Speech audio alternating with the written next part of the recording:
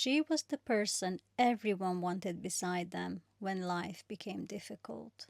Not because she fixed everything, she didn't. And not because she always knew what to do. Sometimes she had no idea. Yet, somehow, when she walked into a room where people were anxious, the room became a little less anxious too. Nobody could quite explain why. She wasn't especially loud. She didn't take charge. She wasn't the sort of person who filled silences simply because they were there. In fact, one of the first things people noticed about her was how comfortable she seemed with saying nothing at all. While everyone else searched for the right words, she listened. Not politely, completely. There was a difference.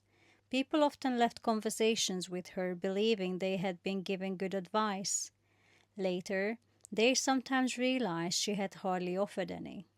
Mostly, she had asked one or two gentle questions, then allowed them enough space to hear themselves think. She never appeared hurried, not even when everyone else was. If plans suddenly changed, she adjusted. If somebody forgot something important, she quietly worked around it. If bad news arrived, she never seemed to add her own panic to the room. After a while, people stopped noticing these moments individually. They simply became part of who she was. Oh, she's always been like that. Nothing seems to shake her. I wish I could stay as calm as she does. The comments were always affectionate, sometimes admiring, occasionally even envious. She usually smiled, then carried on with whatever she had been doing. Correcting people didn't seem worth the effort, because she understood something they didn't.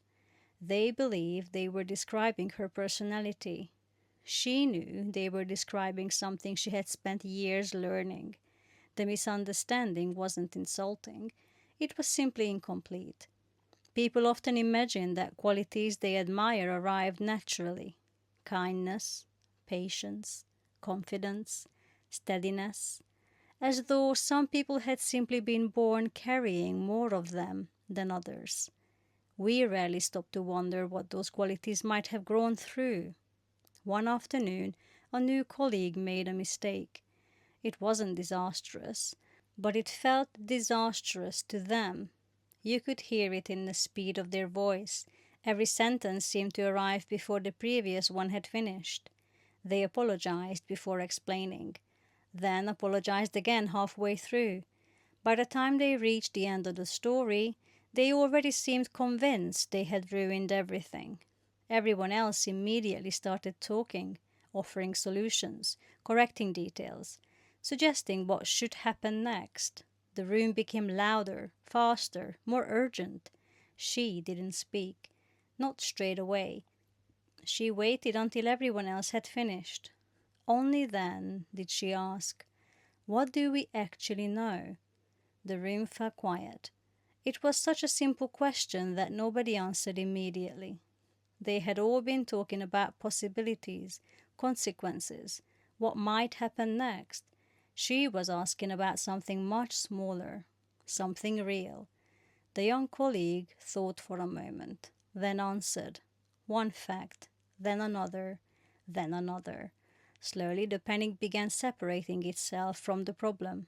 The mistake hadn't changed, but the story surrounding it had. By the end of the conversation, the younger colleague gave a small laugh. "I don't know why," they said, "but I already feel better." She smiled. "I'm glad." Nothing more. The conversation moved on. The work was sorted. The day continued. Weeks later, someone mentioned her again.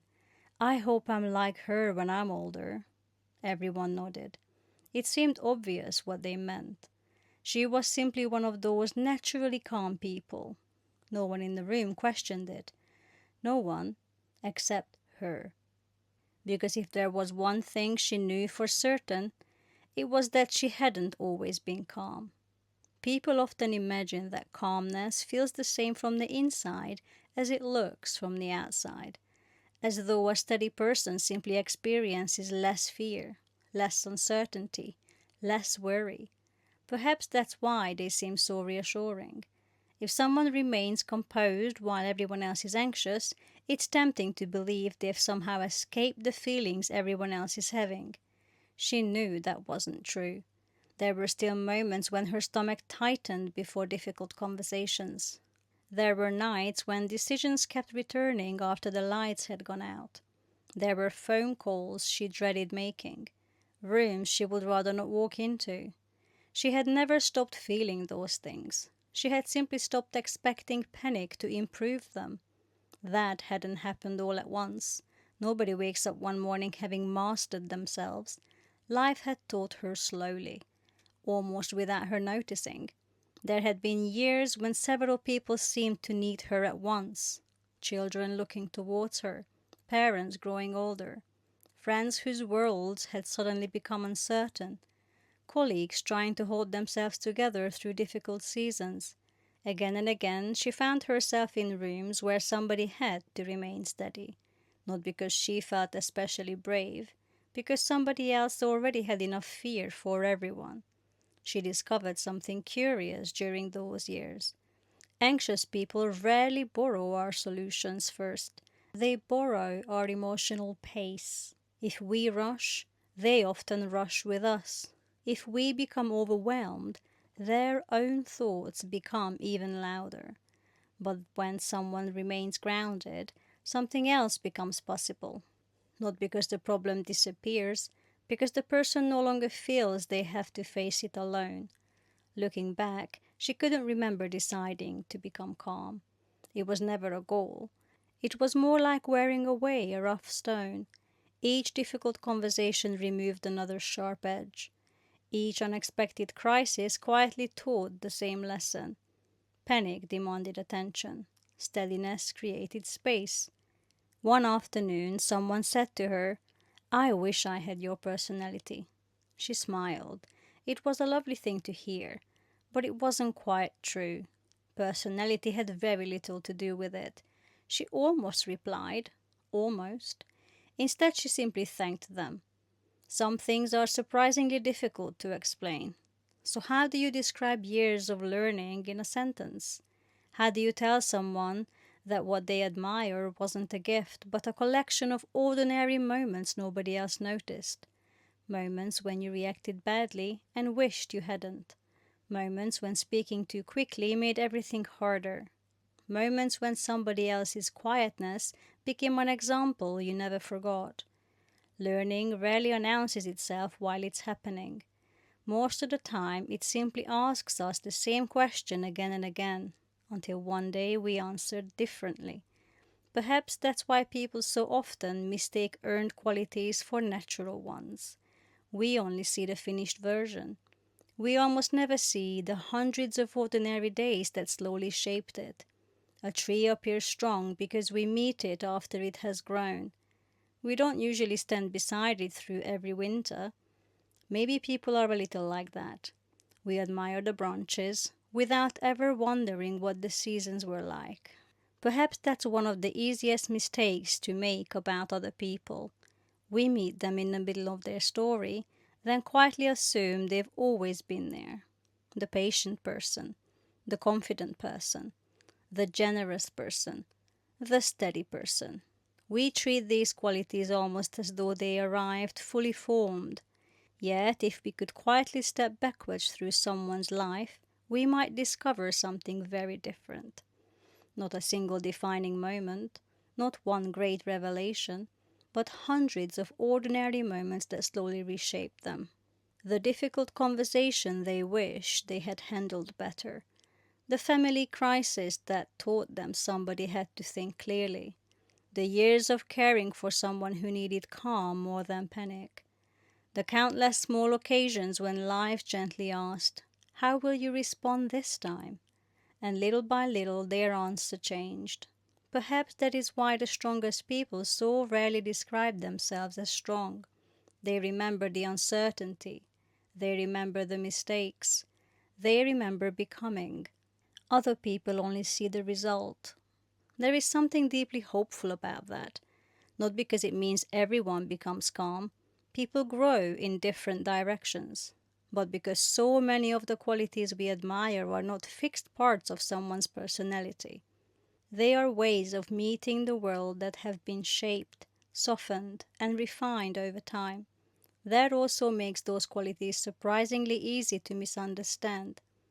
We may envy someone's patience without noticing how many years it took to become less reactive. We may admire someone's confidence without seeing how often they doubted themselves before speaking anyway. We may feel comforted by another person's steadiness without ever wondering how many storms taught them where to place their feet.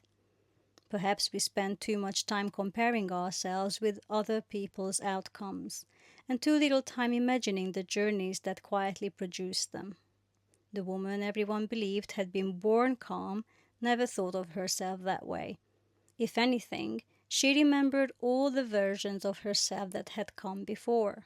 The younger woman who filled every silence because she thought certainty sounded reassuring. The woman who sometimes carried other people's panic home with her long after the conversation had ended. The woman who believed every problem needed an immediate answer. She smiled gently whenever people said, "I wish I could be like you," not because they were wrong, but because they couldn't possibly see the people she had been before becoming the person standing in front of them. Maybe that's true of all of us. Perhaps every person we quietly admire is carrying an invisible history, not one that excuses everything, not one that explains everything, simply one that reminds us there was always more happening than we could see. And perhaps that's why first impressions are such incomplete places to stop. They tell us who someone appears to be. They rarely tell us how they became that person, which leaves the question hanging, not inside the story, but outside it, with you. Can you think of someone whose quiet strength you may have mistaken for something that came naturally? Which qualities in other people do you most easily forget may have been earned? Is there a part of yourself that others now see as just the way you are, even though you remember learning it slowly?